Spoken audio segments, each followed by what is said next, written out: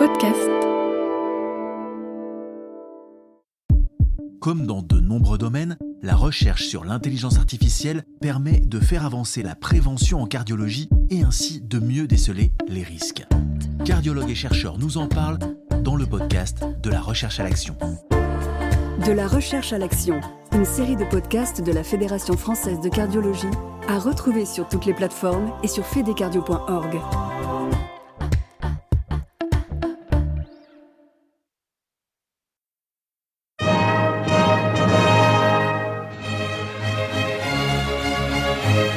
Bon baiser de partout. Une émission secrète de...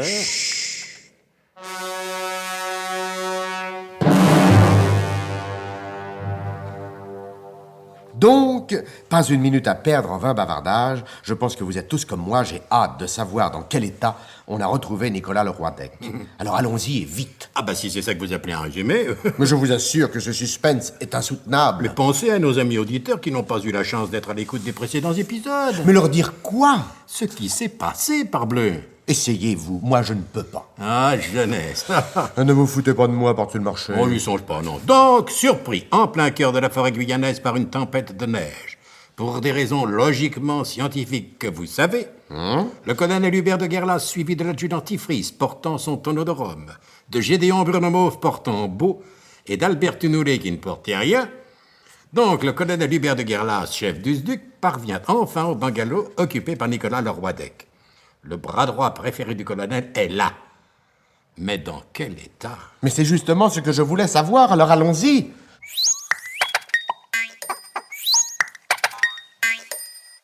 Ah ça, mon bon Burnemont, vous aviez fichtrement raison. Il faut le voir pour le croire. Mais vous comprenez pourquoi, mon colonel, malgré vos objurgations les plus pressantes, je me refusais à décrire le spectacle qui s'offrait à mes yeux.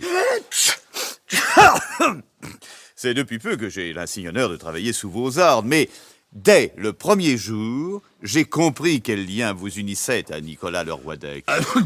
Oui, c'était mon bras droit préféré. C'était. Mais mon colonel, vous parlez de monsieur Nicolas comme s'il était déjà mort.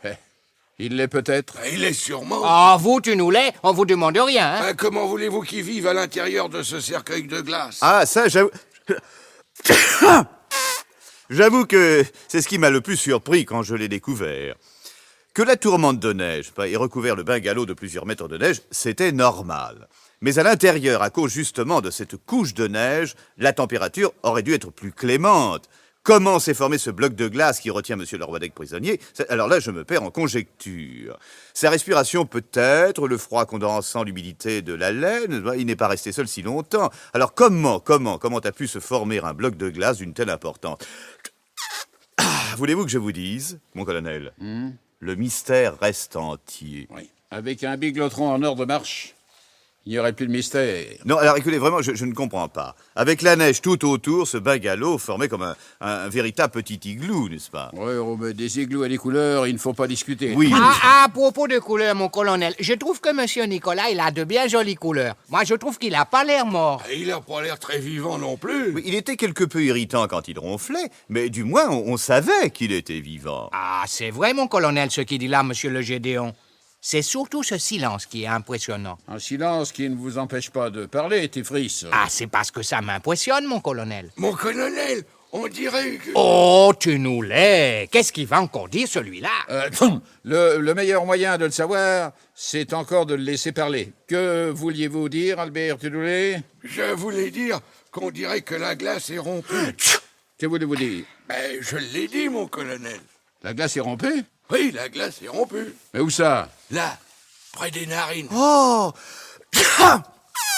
Oh, c'est pourtant vrai, mon colonel. Moi, quand je parle, ce n'est pas pour dire n'importe quoi. Tunoulet, ça va comme ça, hein? Ah bon? Rien de plus exact.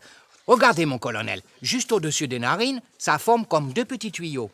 Mais alors, c'est qu'il respire. Du moins qu'il peut respirer, mon colonel.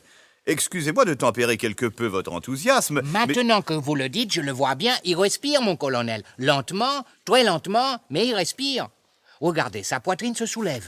Je ne vois rien. C'est très lent, mais regardez, mon colonel. Tenez, prenez ma place, là. Oui. Mettez-vous sur le côté, là. Oui. Et regardez. Je ne vois toujours rien. Ah, attendez, un peu de patience, mon colonel. Il respire pas comme vous et moi, c'est du cinéma au ralenti. Oui, mais je ne vois toujours rien. Attendez, mon colonel. Attention. Hop. Oh. Vous avez vu? Effectivement, sa poitrine s'est légèrement soulevée. Mais s'il ne respire qu'une fois toutes les minutes, comment peut-il être encore vivant? Désolé de vous contredire, mon colonel, mais mais ne respirerait-il qu'une fois toutes les demi-heures, que cela prouverait qu'il est vivant, ne serait-ce que pour attendre la demi-heure suivante. Merci, Burnemauve, d'avoir prononcé les mots que j'aurais dû prononcer moi-même. Si la fraternelle et mâle amitié qui me lie à Nicolas Leroidec n'avait pas quelque peu perturbé le fonctionnement de mon cerveau. Mais cette émotion est tout à votre honneur, mon colonel. Non, c'est une faute professionnelle grave. Le chef d'un service de renseignement ne doit jamais se laisser dominer par son émotion. Ni par autre chose, d'ailleurs. Oh. J'ai une idée, mon colonel. Vous en avez l'air le premier surpris, adjudant. Oui, j'ai une idée. Si elle concerne une nouvelle tournée de Rome, je suis d'accord. On peut commencer par boire un coup, évidemment. Mais mon idée, c'était pas ça. Je veux dire, c'était pas seulement ça. Pour ce qui est d'une nouvelle tournée de Bon Homme de la Guadeloupe, vous savez que je serai toujours avec vous, mon colonel. Trop heureux de vous voir enfin dédaigner ce mélancolique jus des Troyes d'Écosse mûri dans le brouillard et les frimas. Laissez les vignes d'Écosse tranquilles et exposez votre idée. Si possible, brièvement. Elle tient en peu de mots, mon colonel. Tant mieux. Si qu'on faisait fondre la glace. Pas bête, évidemment. Mais comment nous y prendre pour faire fondre cette glace? En allumant un feu dans la cheminée qui nous réchauffera tous. Attendez, je vous prie de m'excuser, mon colonel. Excusez une seconde. Oui. Je vous en prie. Bon, alors, pour ce qui vient d'être dit, exécution. Hein? Prenez 2 hommes avec vous, adjudant et corvée de bois. Permettez, encore une fois, mon colonel, permettez. Peut-être vais-je me mêler de ce qui ne me regarde pas. Ah, le Gédéon, S'il vous plaît, s'il vous plaît. Mais où l'adjudant Tifris prendrait-il ces 2 hommes? À part vous, mon colonel, il n'y a dans cette pièce que monsieur Albert Tunoulet et moi-même. Et alors, vous n'êtes pas des hommes? Mais des hommes, certes, mais je ne suis pas sorti, n'est-ce pas, dans les premiers de l'ENA pour aller couper du bois sous les ordres d'un adjudant. C'est pas aussi sympathique fut-il, c'est pas Il possible. suffit, Burnemauve. Pas possible. Sinon, vous allez apprendre de quel bois je me chauffe. Ah, mais ça, je l'ai bien compris, mon colonel. Vous avez l'intention de vous chauffer avec le bois que nous allons couper. Eh bien, allez-y, et plus vite que ça. Pour la corvée de bois, en colonne par 2. Garde à vous. Repos. Garde à vous. À mon commandement, en avant. Hache. 1, 2, 1, 2, 1, 2.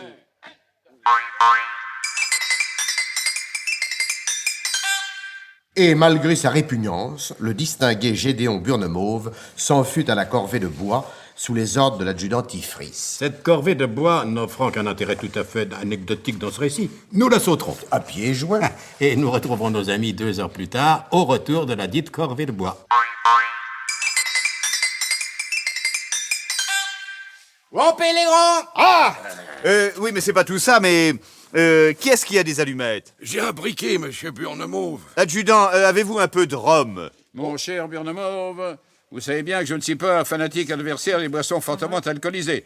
Mais ne trouvez-vous pas que vous avez bu suffisamment comme ça? Mais ce n'est pas pour boire, mon colonel. C'est pour faire prendre le feu. Oh, voilà-t-il pas que monsieur le Gédéon, il prend maintenant mon vieux rhum de la Guadeloupe pour de l'alcool à brûler? Tu nous lais votre briquet, vous prie-je? Voilà. Tiens, ben, je croyais que je l'avais sur moi. Ah ben, j'ai dû l'égarer dans la neige. Ah bah nous voilà frais.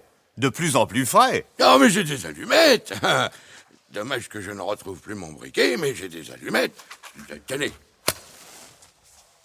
Oh oh, oh, oh, oh, oh. Oh adjudant, costaud votre rhum. Vous avez vu le feu? Oui, c'est pas une bonne flambée, c'est un rhum flambé. Tiens, désolé. Il y avait longtemps. C'est la chaleur, mon colonel. On dira ce qu'on voudra. Et on le dira pas si on veut pas, n'est-ce pas, mon colonel? Oui, mais moi je le dis, n'est-ce pas? Il fait tout de même plus chaud autour d'un feu de bois qu'au milieu d'une tempête de neige. Mais bande de sybarites, allez-vous vous écarter de cette cheminée? Le feu, c'était pas pour vous, c'est pour Nicolas.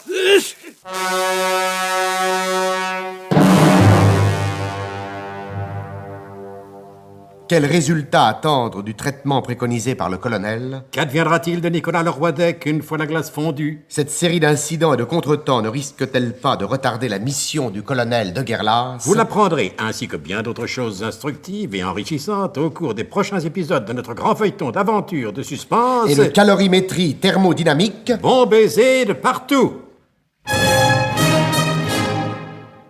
C'était Bon baiser de partout. Une émission secrète de... Pierre Dac et Louis Rognoni. Décryptage et mise en code, Jean-Wilfried Garrett.